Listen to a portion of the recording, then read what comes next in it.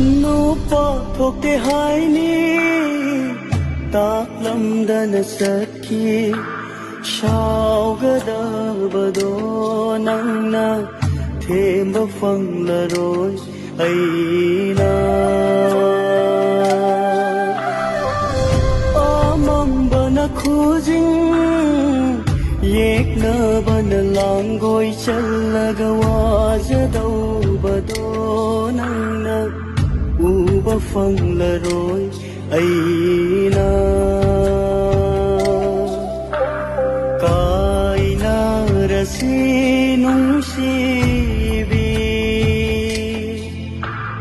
kaina rasi